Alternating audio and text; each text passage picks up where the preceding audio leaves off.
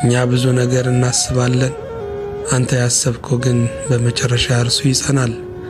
እኛ ብዙ ነገር እንመኛለን፣ አንተ የተመኘህልን ግን በመጨረሻ እርሱ ይሆናል።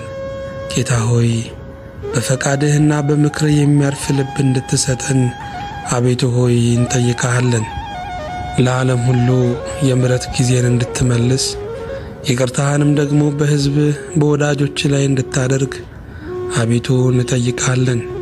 የሰው ልጆችም ደግሞ አእምሮአቸው ነፃ ሆኖ እንዲሰማሩ ዘርተው የሚያፈሩ ወልደው የሚስሙ ለፍተው የሚከበሩ ሮጠው የሚባረኩ እንዲሆኑ አቤቱ ሆይ እንጠይቅሃለን። ኑሯቸውን ለማሸነፍ ቤተሰባቸውን ለመርዳት ድሆችንም ለመደገፍ በብርቱ የሚደክሙትን የሚሮጡትን የሚለፉትን ሁሉ ጉልበታቸውን አእምሮአቸውን አቤቱ ሆይ ባርክ።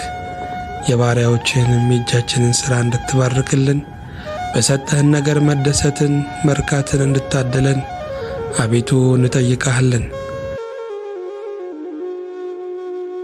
ነፍሳችንን ከግዞት ቤት ያወጣሃት የነጻነት አምላክ የሆንካት በምድረ በዳ የመራሃት ርስትንም የሰጠሃት ከቅዱሳን ጋር ባለ ሀገር ያደረግካት አንተነ ማደሪያ መቅደስ እንሆን ዘንድ በከበረው ደምህ የገዛህን ከሞት ወደ ሕይወትም ከጥፋትም ወደ በረከት ከምድርም ወደ ሰማይ የመለስከን ስለሆንክ በእውነት እናመሰግንሃለን።